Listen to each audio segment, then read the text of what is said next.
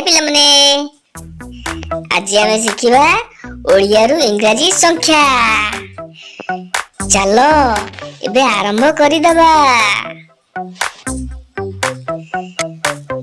शून्य शून्य को इंग्लिश रे जीरो कहंती। एक को इंग्लिश रे वन कहंती। दुई की टू कहंती। तीन की कौन कहंती? थ्री। चारी की फोर कहंती। पांच को फाइव कहंती। जानिचो छ को सिक्स कहंती। सात को सेवन कहंती। आठ को कौन कहंती? एट। नौ को नाइन कहंती। दस को टेन कहंती। ठीक कहलो। 11 को 11 कहबा।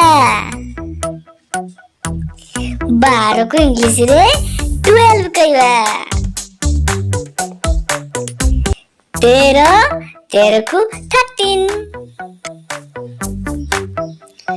14 को 14 कहंती। बुझला? 15 को 15। 16 को कौन कहंती? कहलो 16। 17 को कहि परिबनी। 17 को 17। 18 को 18। ठीक, वेरी गुड। 19 की केते कहंती? 19 को 19। 20 को कौन कहंती? 20। जानिଛ ना? 21 की कौन कहंती? 21। 22 की कौन कहंती? 22 की 22। 23 की ठीक कहलो 23। 24 की कौन कहंती? जानी गलनी ना? 24। 25 की 25। 26 की कौन कहंती? 26 की 26। 27 की 27 कहंती। 28 की कौन कहंती? 28 की 28। 29 की इंग्लिश में कहंती 29। 30 की 30 कहंती। बुझ पाइलो ना? 20 रे जेपरी 1 2 प्रभृति जोग कले अन्य संख्या गठन करा गला, सेही परी 30 40 इत्यादि रो 1 2 प्रभृति जोग करी अन्य संख्या सब गठन करा जाई पारिबो। 40 की कौन कहंती? 40। 50 को कहला 50 को इंग्लिश रे 50 कहंती। 60 को कौन कहंती? 60 ना? 70 की 70 कहंती।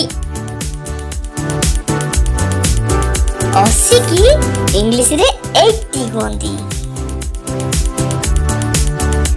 90 को इंग्लिश रे 90। 100 को 100। 1000 को कौन कहंती? 1000। लक्ष को कौन कहंती? लाख। नियुत को मिलियन। कोटि की कौन कहंती? करोड़। बिलियन को बिलियन ही कहंती इंग्लिश रे। बाय बाय पिला माने।